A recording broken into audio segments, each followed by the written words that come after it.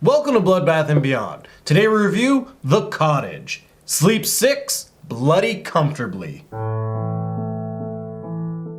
Written and directed by Paul Andrew Williams, starring Andy Serkis, Reece Shearsmith, and Jennifer Ellison, The Cottage is about two brothers who kidnap a woman for ransom. They're trying to get $100,000 so they can live out their dreams, and it just gets really crazy. This was actually a recommendation for a top tier patron who asked to remain anonymous, even though usually we do a big shout out because we're reviewing a movie that he got to choose for us. If you're interested in checking out our other rewards on Patreon, there are links in the description and you can hit the card, but let's get into the review. So what do we like? I really enjoyed the story in this film. It takes place at a cottage, but you think it's just gonna be a random satirical ransom movie, and then they throw in a slasher. It's just people in a situation that they shouldn't be put in, resulting in situations going from bad to worse to deadly.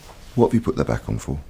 Because I'm cold. Having never heard of the movie or even seeing the trailer, you don't know what to expect and things just kind of snowball into this mayhem by the end of it. These are just a couple of guys who just wanted to make a quick $100,000 and they don't know what they're doing. Just like if we were to kidnap somebody, we wouldn't know what to do either. And so not only does everything go wrong with the ransom stuff, but people start dying and people get their asses kicked and it's just crazy. It's worth noting that this is from the UK. It is a comedy and I like the dry humor in it. I take it while you were being a fucking idiot, you remembered a mask. Yes. I've picked up the wrong kind. There's lots of moments in this film that build suspense that what we're used to in a horror situation, but it's played out in a comedic manner. There's times where characters are left on the screen for too long, and because you know this is a horror movie, you're expecting one of them to die or something's gonna happen. That's what makes it funny when it does happen or doesn't happen, and it makes it interesting because you don't know if it's gonna happen. You don't know who's gonna die. You don't know who's gonna live. And they do it in the fashion that we're used to in horror, but they almost parody it. Yeah, it's as if the writer-director is just trolling horror fans. Even little things like defocus in the background, the way shots are framed, you think that something's gonna happen in the back because it's framed like a horror movie, and then nothing happens in the back, so you're just looking there like an idiot, and that's exactly what the goal was. To make all of this work, we had amazing chemistry between our two main leads, David and Peter. Any more trouble from you, miss, I'll break your fingers.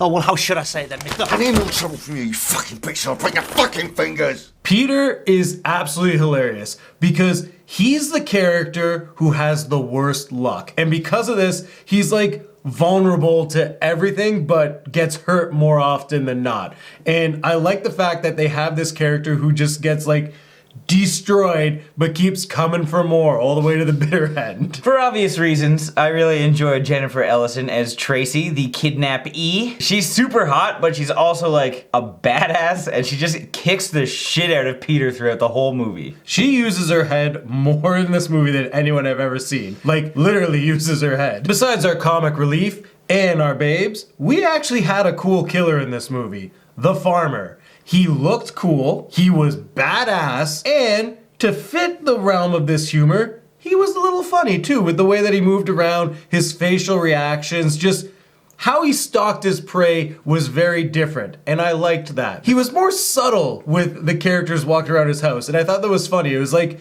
a gag idea that you see in Scooby-Doo with all the heads in the room, but the killer is one of the heads. And when we can't really talk about it, there is a lot of gore in this movie. There's some great deaths, but every single death is a huge spoiler because it's a small cast. Now let's move on to our dislikes. I think the biggest issue this film has is the pacing.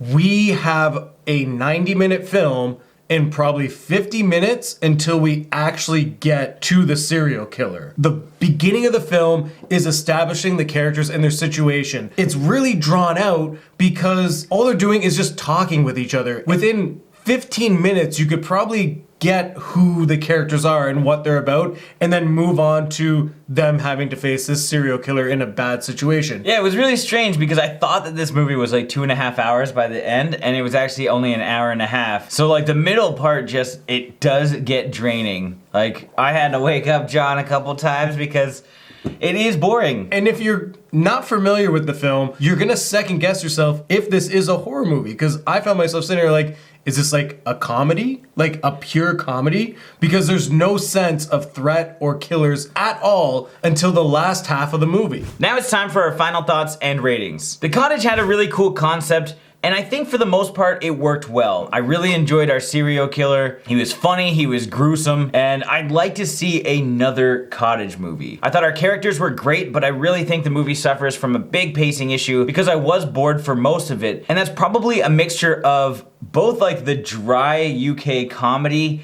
and the actual amount of time they spent just palling around in the kitchen. There's just a lot of useless dialogue that really didn't need to happen, and if it was all sped up a little bit, then I think it would have been a more enjoyable time. I'd like to see the concept revisited though, for sure. This is one of those movies, an international movie that I would like to see an American remake for. So I'm gonna give this 3 POV boob shots out of 5. The pacing is the biggest issue in this film, but what we get at the end is very intense. It's a lot of fun, it's a great ride, you get to see lots of deaths, and situations that they're put in are entertaining, funny, and suspenseful. I just wish this film could have been trimmed down or executed differently in the beginning of the movie. Keep of land.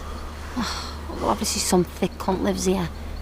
I really think a lot of people are gonna enjoy this film, so I recommend you guys check it out. So with that being said, I'm gonna give this film 4 chicken heads out of 5. As always, thank you for watching. Like this video and comment below with your thoughts on the film if you've seen it. If you haven't and you do want to check it out, there are links in the description where you can find it. And if you want to visit our Patreon page and you can recommend some random weird movie, by all means, click the links in the description and the card. And if it's your first time here, make sure you subscribe to the channel, stay updated with everything Bloodbath and beyond.